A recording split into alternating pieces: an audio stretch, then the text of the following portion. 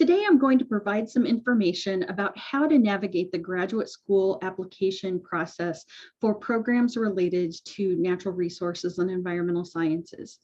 My name is Piper Hodson, and I am the Student Services Coordinator and Director of the online graduate programs for the Department of Natural Resources and Environmental Sciences at the University of Illinois at Urbana-Champaign. I have worked in NRES for almost 15 years at this point, and in my capacity within NRES, I support the campus graduate program and also direct the online master's program and our new professional development certificate programs. When you're thinking about graduate school, there may be a variety of words and phrases that come to mind as to why you might want to go to graduate school. Some really good reasons are listed on this slide. It's important to consider that there's a range of professional development opportunities. They range from the least formal, requiring the most self-motivation, shall we say, of learning things on your own, to on-the-job training, mentoring workshops, that sort of thing, to non-credit courses that might be offered through professional organizations or through massive online open courses through like edX or Coursera.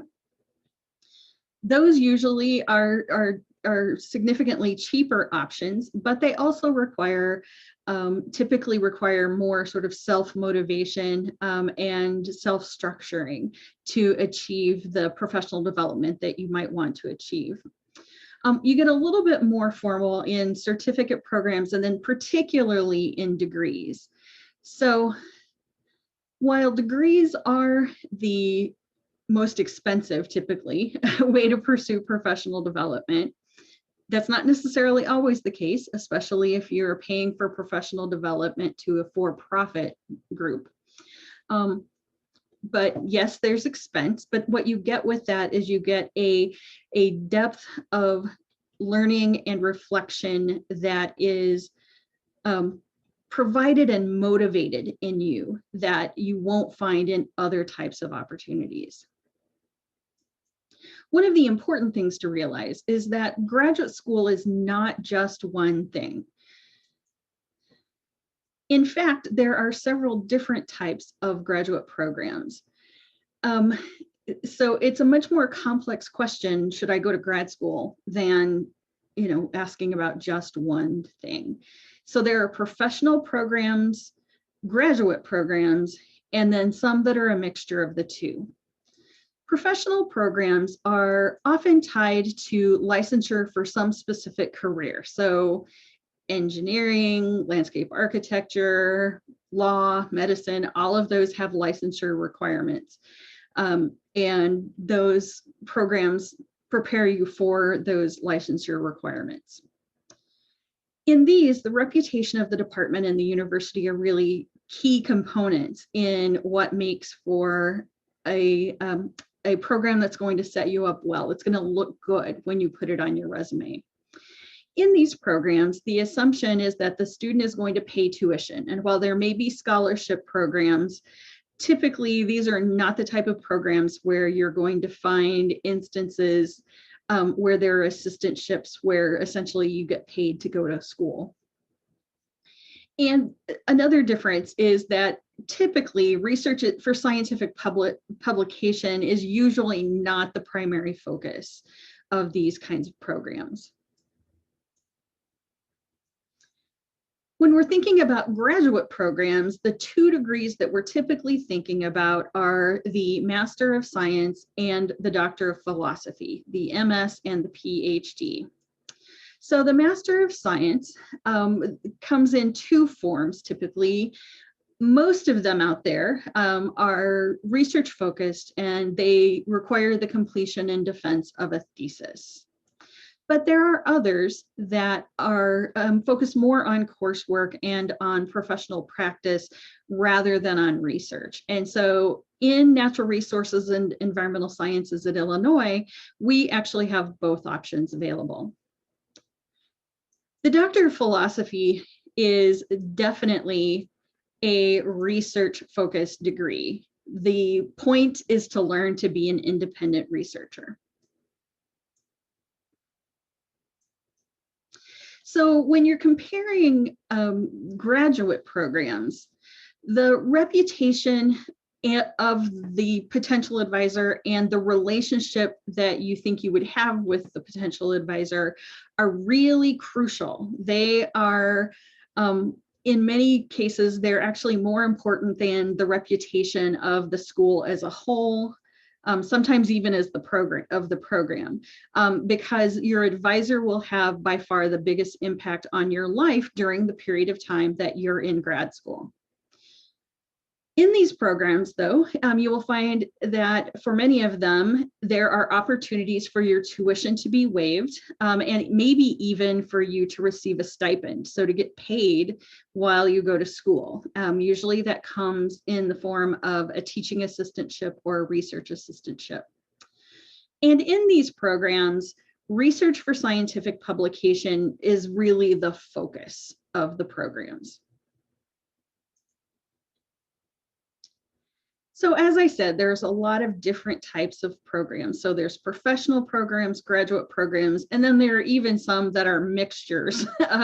So for example, in NRES, we actually have a JDMS. And so you can go to the University of Illinois Law School and combine that with a Master of Science in Natural Resources and Environmental Sciences and do that in 4 years. So there are different combination degrees that are out there as well. So in NRES, as I said, you will find several different degree options. So on campus, we have our Master of Science, our Master of Science and JD, and our PhD program.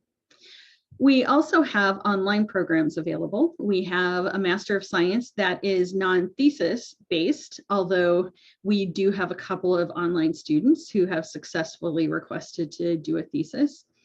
We also have some newly developed professional development certificates in soil science and conservation and also in water science and conservation.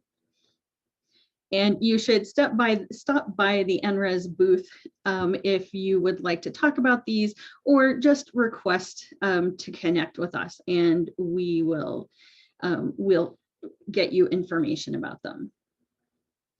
So if you're thinking about graduate school and you're trying to figure out what's the right program for you, you should begin by thinking about who are the people doing the jobs that interest you, doing the jobs you want to do.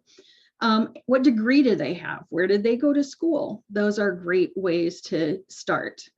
It's also a good idea to subscribe to listservs and blogs on the topic that you're interested in pursuing in grad school. A lot of NRES students are interested in ecology and one sort or another. And that's likely the case for Wild Things attendees as well. And so I highly recommend following the Ecolog L listserv from the Ecological Society of America, which includes a wide variety of opportunities for research. A lot of faculty advertise their graduate assistantships there, as well as just general discussions about issues in the field of ecology. It's a really useful listserv, and there are listservs or blogs for other topics out there as well if ecology isn't what you're searching for.